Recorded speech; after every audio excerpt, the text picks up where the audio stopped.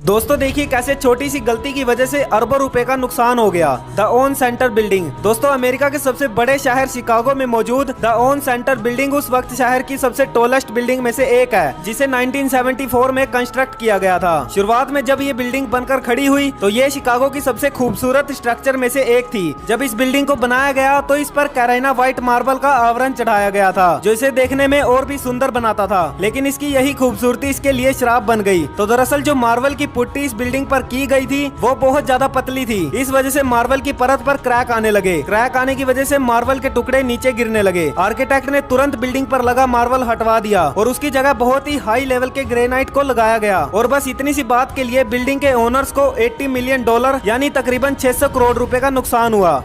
दोस्तों आखिर क्यों फेल हुआ 3000 करोड़ रुपए का स्टैचू ऑफ यूनिटी, ये सब जानोगे आज के इस वीडियो में। बस एक लाइक ठोक देना। पहले इस मूर्ति को बनाने का मकसद था लोगों को रोजगार देना और टूरिज्म को बढ़ावा देना। लेकिन क्या ये स्टैचू अपने मकसद में कामयाब हो पाया? ये जानने के लिए अगर आप इस स्टैचू के 1 साल का डेटा देखेंगे तो आपको ये पता चलेगा कि यहाँ शुरुआती 1 साल में ओनली 27 लाख टूरिस्ट ही घूमने आए थे और इन टूरिस्ट से जो 1 साल का रेवेन्यू कलेक्ट हुआ वो लगभग 80 करोड़ रुपए था। दोस्तों अगर सरकार 3000 करोड़ रुपए को सेविंग के तौर पर बैंक में रख देती तो शायद वो रुपए इससे भी ज्यादा का रेवेन्यू जनरेट कर लेते। अगर हम साधारण शब्दों में कहें तो इस मूर्ति पर लगे 3000 करोड़ रुपए की भरपाई शायद ही हो पाएगी, जहां 1 साल में इसने 80 करोड़ रुपए का रेवेन्यू इकट्ठा किया था। सरकार का ये कहना था कि ये स्टैचू हर साल 1 लाख करोड़ रुपए जनरेट करेगा, बट अब 1 लाख करोड़ रुपए तो बहुत दूर की बात है। दोस्तों सरकार ने इस स्टैचू को बनाकर सही किया या गलत, अपनी राय हमें कमेंट में जरूर बताइएगा।